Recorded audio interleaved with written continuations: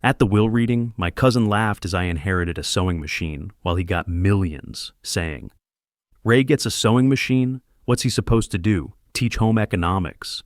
When I found what Grandma really left me, I called the FBI. I'm Raymond, and I need you to understand something before I tell this story. I'm not just the family disappointment they all thought they were humiliating. I'm a forensic accountant who specializes in corporate fraud investigations, with a master's degree in financial analysis and 15 years of experience uncovering financial crimes for major law firms.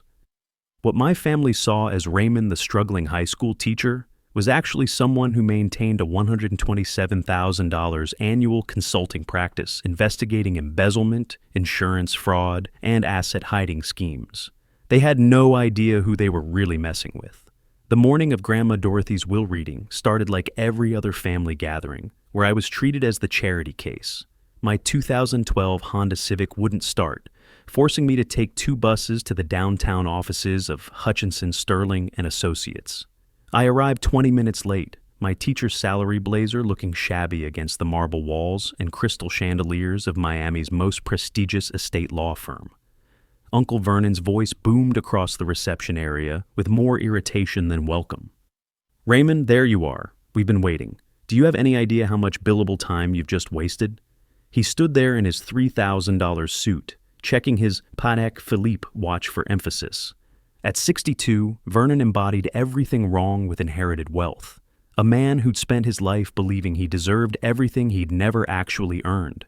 Preston appeared beside his father, looking like a younger, somehow more insufferable version. "Ray, good to see you, cousin," he said, gripping my hand too hard like every interaction was a competition. "How's the teaching thing going? Still at that public school?" When I confirmed I was still at Franklin High, he turned to his sister Bianca with theatrical pity. "Public school teacher, can you imagine? All that potential, and he's teaching teenagers about the Civil War." Bianca air-kissed my cheek without making actual contact. "Raymond, darling, you look tired. Are you eating enough?" She didn't wait for an answer. "You know, my husband knows people on the Board of Education. If you ever want a real career in administration instead of the classroom." Her husband, Senator Blackwood, stood behind her like a campaign poster, extending his practiced politician's handshake while making me feel like a child, despite being only 5 years younger than him. The elevator ride to the 14th floor was silent, except for Preston typing on his phone, probably executing trades worth more than I'd make in a lifetime of teaching. Uncle Vernon stared straight ahead, already calculating his inheritance. I thought about Grandma Dorothy, who died 6 weeks earlier while I was teaching my 4th period class about Reconstruction. She'd been my champion, the one person who'd defended my choice to teach and said the world needed people who shaped minds instead of just moving money around. The conference room overlooked Biscayne Bay through floor-to-ceiling windows, with a mahogany table that could seat 20, and paintings worth more than most Florida teachers' annual salaries. I took my usual spot at the far end, the same place I'd occupied at every family gathering since Dad died 5 years ago. Mr. Hutchinson entered with his thick leather folder, ancient but trusted by Dorothy for 40 years. "Thank you all for coming. Mrs. Dorothy Whitmore was very specific about her wishes, and I'll be reading her will exactly as she instructed." He began with smaller bequests, $50,000 to Maria the housekeeper, $25,000 to the gardener, various amounts to charities Dorothy had supported. Then came the main event that would change everything. "To my eldest son, Vernon James Whitmore, I leave my investment portfolio to be managed through the existing trust structure." Uncle Vernon nodded, unsurprised by his $8 million windfall. "To my grandson, Preston Vernon Whitmore, I leave my condominium property located at 1800 Biscayne Boulevard, Miami, Florida." Preston actually pumped his fist like he'd closed a major business deal over the $4 million penthouse. "To my granddaughter, Bianca Marie Blackwood, I leave the estate property at 2847 South Ocean Boulevard, Palm Beach, including all furnishings and the associated beachfront acreage." Bianca touched her pearl necklace and smiled at her husband. "Mother Whitmore always said that property would stay in the family with the right people, of course," she said, her eyes finding mine with calculated cruelty. The mahogany table reflected our faces like dark water, and I could see myself distorted in its surface, looking exactly like what they thought I was. The teacher, son of the failed son, the one who'd never amounted to anything by Whitmore standards. Preston sat across from me, texting his assistant about moving his celebration dinner to a more expensive restaurant. Uncle Vernon reviewed documents on his tablet, already calculating tax strategies for his windfall. There are several more specific bequests, Mr. Hutchinson continued, reading through cousins I'd met maybe twice, each receiving amounts between $10,000 and $50,000. Dorothy's jewelry collection went to various female relatives, none of whom had visited her during the chemotherapy treatments. I'd been there every Tuesday and Thursday after school, bringing her submarine sandwiches from her favorite deli, and sitting with her while poison dripped into her veins. Now we come to the final personal bequest.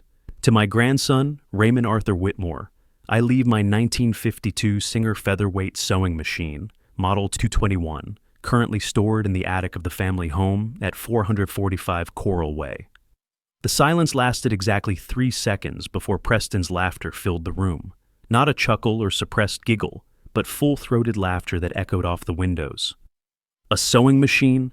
He was actually wiping tears from his eyes. Oh my God, that's perfect. Ray gets a sewing machine? What's he supposed to do with that? Teach home economics? Do they even have that in public schools anymore? Preston, please, Uncle Vernon said, though his mouth twitched with suppressed amusement. Show some respect. No, Dad, don't you see? It's poetic. The teacher gets an antique sewing machine. Preston was beside himself now. Ray, did you piss her off somehow? Did you correct her grammar one too many times? Bianca leaned forward with false sympathy. Raymond, I think it's sweet. Grandma Dorothy always said you were special to her. This must have sentimental value. Sentimental value doesn't pay rent, Preston added, still chuckling. But hey, Ray, if you need money, I'm sure that thing's worth at least $100 on eBay. Mr. Hutchinson cleared his throat. The sewing machine is specified as a restricted bequest. It cannot be sold, donated, or transferred for a period of 10 years. So he can't even sell it. Preston was beyond delighted. I kept my face neutral, a skill I'd perfected over years of family gatherings.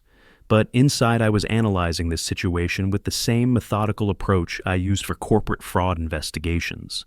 Why would Dorothy, who'd always been strategic in everything, leave me something so seemingly worthless while knowing exactly how they'd react? What my family didn't know was that I'd spent 15 years developing investigative instincts that had helped recover over $50 million in stolen corporate assets. I'd testified as an expert witness in federal court, consulted for the FBI on complex financial crimes, and built a network of forensic specialists, private investigators, and legal experts who owed me favors from previous cases. My harmless teaching job was actually cover for a sophisticated consulting practice that specialized in uncovering exactly the kind of schemes wealthy families used to hide money and manipulate inheritance laws. The drive to Dorothy's Coral Gables mansion took 40 minutes in Miami traffic, but it gave me time to think strategically about what had just happened. The sprawling Mediterranean Revival estate sat on 2 acres of manicured grounds, its coral stone walls glowing pink in the afternoon sun. This was where Dorothy had moved in 1975 after her real estate empire had grown beyond her wildest dreams. But now it felt hollow without her presence. I climbed to the 3rd floor and pulled down the hidden ladder to the attic, where decades of family history lay boxed and forgotten. I found my father's belongings. Arthur's books, written in fading marker. I ran my finger through the dust, leaving a clean stripe like a wound. Dad had drowned 5 years ago when his fishing boat capsized off Key Biscayne, a tragic accident according to the Coast Guard investigation. The sewing machine sat in the far corner, pristine in its black carrying case, with a note taped to the handle in Dorothy's spidery handwriting. For Raymond, handle with care. As I carried it to my car, Preston's BMW pulled up behind me. He claimed he couldn't resist seeing the old place one more time, but his eyes were calculating, not nostalgic. Dad wants me to check what else is up there, make sure nothing valuable gets left behind. That night in my apartment, I placed the machine on my kitchen table and examined it with the same attention to detail I used when investigating suspicious financial documents. The black metal gleamed under my overhead light, with Singer spelled out in gold lettering across the front. The machine was in perfect condition, but something felt off. The needle had never been threaded, The foot pedal's cord was still wrapped in its original paper. This machine had never sewn a single stitch. I opened every compartment and examined every surface with forensic precision. In the small drawer meant for attachments, I found the original 1952 manual, yellowed but intact. The fabric tray underneath the machine felt loose when I touched it, and when I lifted it, my heart stopped. A white envelope sealed with my name written across it in Dorothy's unmistakable handwriting. Inside was a single sheet of her personal stationery, the watermark of her initials barely visible through the cream paper. The message was brief, but it changed everything. My dearest Raymond, if you're reading this, then the vultures have had their feast. The machine is just the beginning. Look where the roses never bloom. Remember our talks about the old Whitmore estate in Coral Gables? Some gardens hide more than beauty. The truth about your father's death is there. Trust no one in the family. The combination is your father's real birthday, not the one Vernon tells everyone. All my love, Grandma D.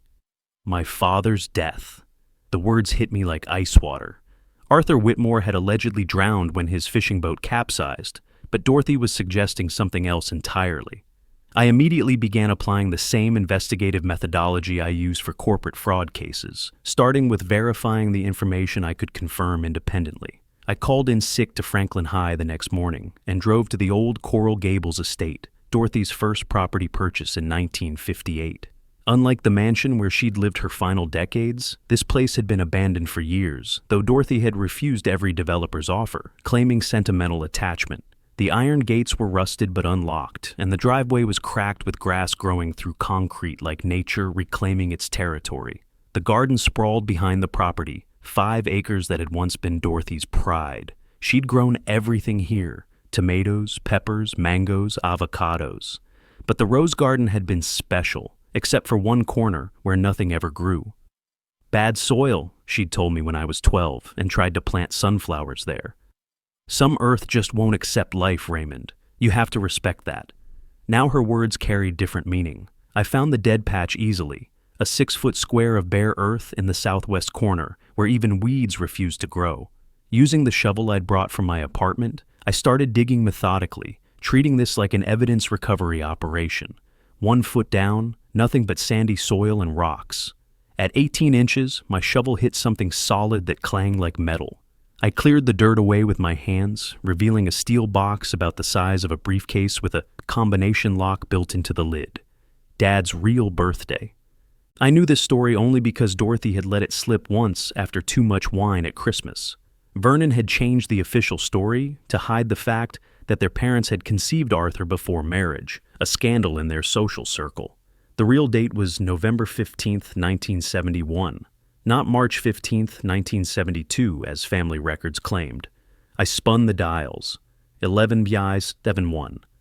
The lock clicked open. Inside, wrapped in plastic to protect against moisture, were documents that unleashed everything Dorothy had been planning. The first folder contained property deeds and bank statements, showing systematic transfers from Dorothy's accounts to offshore holdings in Vernon's name. 15 years of theft, methodically documented in Dorothy's precise handwriting, totaling over $12 million in diverted assets. The second folder contained printed emails between Vernon and Preston that made my blood run cold.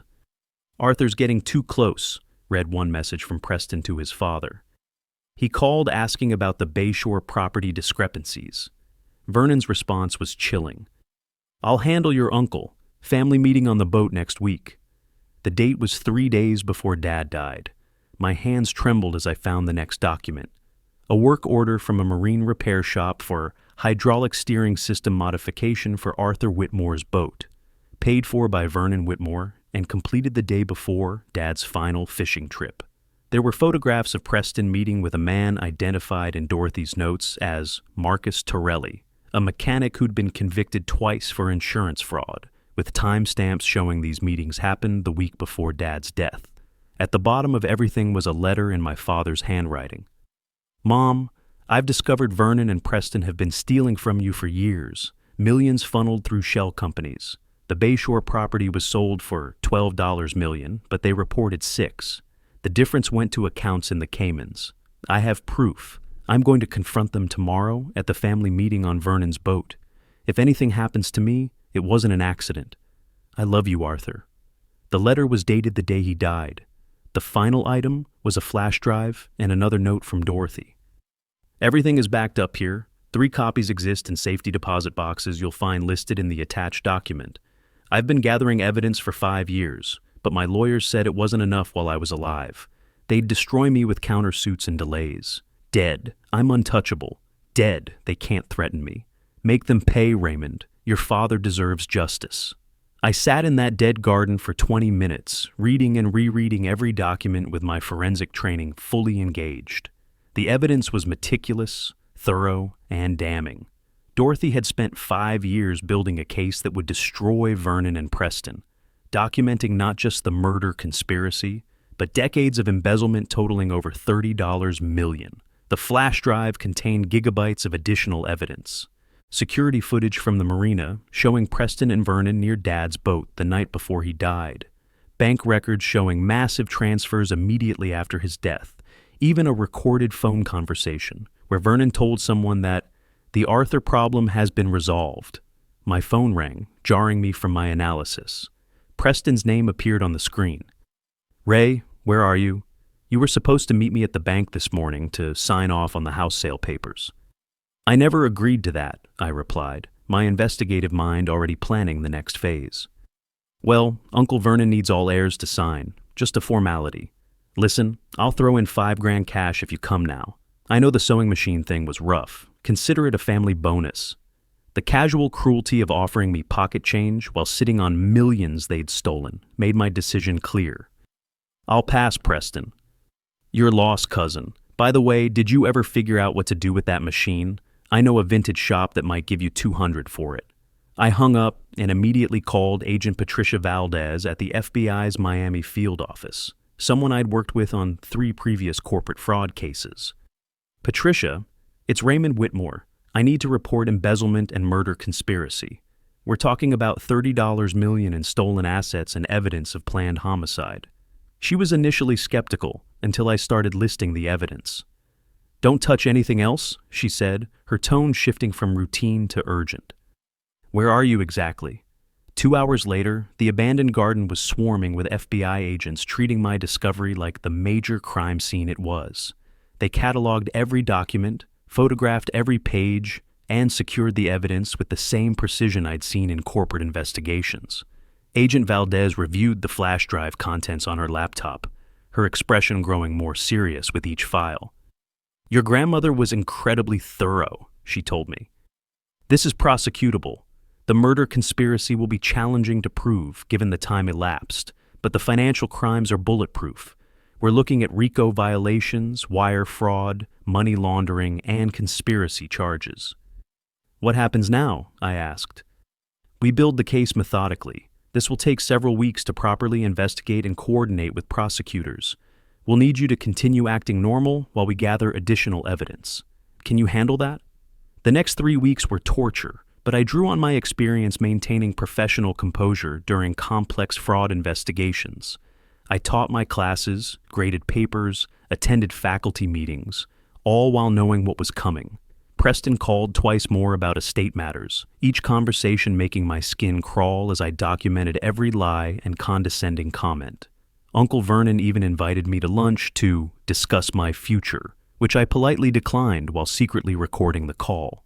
The arrests happened on a Thursday morning, coordinated across 3 locations, with the precision of a major organized crime takedown. Vernon was arrested at his country club during his weekly golf game, with FBI agents waiting until he was on the 9th hole surrounded by his cronies before announcing charges for murder conspiracy, embezzlement, and wire fraud. Local news cameras caught everything. Vernon, in his golf attire, being led away in handcuffs, while his wealthy friends watched in shock.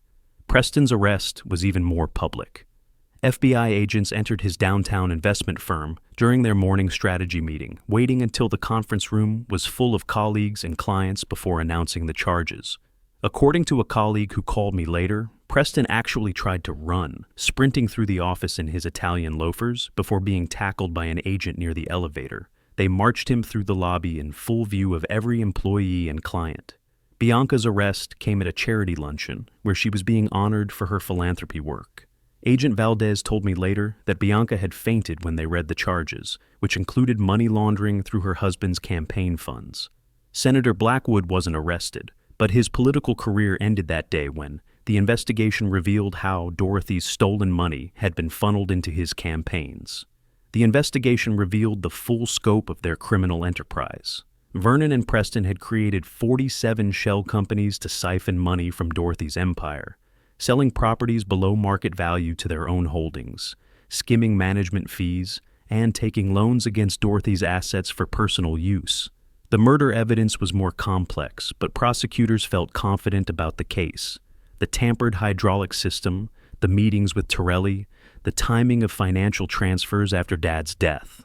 Everything painted a clear picture of premeditated murder disguised as an accident. Torelli himself, facing his third strike under Florida's habitual offender laws, agreed to testify in exchange for a reduced sentence, providing detailed testimony about how they'd sabotaged the boat's steering system. During the 6-month trial, I learned things that made the betrayal even worse. Vernon had been stealing from his mother since the day she'd given him power of attorney over certain assets. Preston had joked in emails about bleeding the old bird dry while she was dying of cancer. Bianca had helped hide assets by purchasing properties through her husband's political donors, creating an untraceable web of financial transactions. They'd killed my father for trying to protect his mother, then spent 5 years laughing at family dinners while his orphaned son sat at the same table.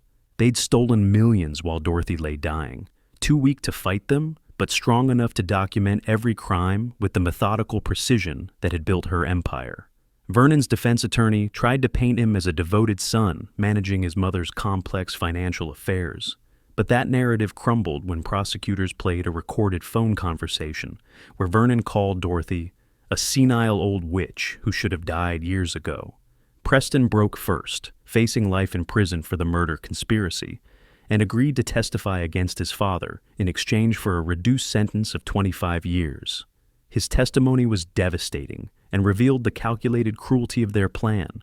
He described how Vernon had researched boat accidents, how they'd tested the steering modification on another vessel first, how they'd monitored weather reports waiting for the perfect storm to provide cover for their crime. When the prosecutor asked if he felt any remorse, Preston looked directly at me across the courtroom and said, "Arthur was going to destroy everything we'd built." "You mean everything you'd stolen?" the prosecutor clarified. "Everything we deserved," Preston replied, summarizing their entire worldview in 3 words. Vernon received life without parole after the jury deliberated for less than 2 hours. Bianca got 15 years for money laundering, and her husband divorced her before the trial ended, desperately trying to distance himself from the scandal that had destroyed his political career. But Dorothy had saved her biggest surprise for last. Mr. Hutchinson called me the day after the verdicts were read. "Raymond, there's a sealed addendum to your grandmother's will. It was to be opened only upon the successful prosecution of the involved parties." I met him in the same conference room where I had been humiliated 6 months earlier, but this time I sat alone in the power position. "Your grandmother restructured her entire will 2 years ago," he explained, sliding documents across the mahogany table. The bequests to Vernon, Preston, and Bianca were contingent upon them being free of any criminal wrongdoing regarding her estate. Upon their conviction, everything transfers to you. Everything. Every property, every investment, every penny they thought they'd inherited. $50 million in total, plus additional damages from the criminal restitution that would be paid over the coming decades. The Miami penthouse Preston had already started redecorating. The Palm Beach estate where Bianca had begun building her tennis court. All of it was now mine. There was one final letter from Dorothy. "My dearest Raymond, if you're reading this, then justice has been served. I knew the truth about your father's death within weeks of it happening. A mother knows when her child has been murdered, but I was old, sick, and they controlled too much. Going to the police would have meant lawyers, delays, and likely my own death before seeing justice. So I waited, I planned, I documented, and I trusted you. You were never the disappointment, Raymond. You were the only one who inherited what really mattered to me. Integrity. Your father had it too, which is why they killed him. Make your father proud. I kept teaching because walking away felt like letting Vernon and Preston win, like admitting money was more important than purpose. But I used Dorothy's fortune strategically, creating the Arthur Whitmore Foundation for Ethical Business Practices, providing scholarships for first generations of college students, and funding forensic accounting investigations into corporate crime. Preston's penthouse became a shelter for abused women starting over. The Palm Beach estate was converted into a retreat for teachers, offering free respite weeks for educators dealing with burnout. The original Coral Gables property became a memorial garden where I planted an oak tree with a simple plaque. Truth grows where secrets are buried. The sewing machine sits in my classroom now, in a glass case with Dorothy's story beside it. Students often ask why I keep it in a history classroom, and I tell them that history isn't just about the past. It's about the threads connecting us to those who came before. Sometimes pulling one thread unravels everything, and sometimes that's exactly what needs to happen. Dorothy knew I'd remember her stories, knew I'd care enough to look deeper, and most importantly, knew I was my father's son.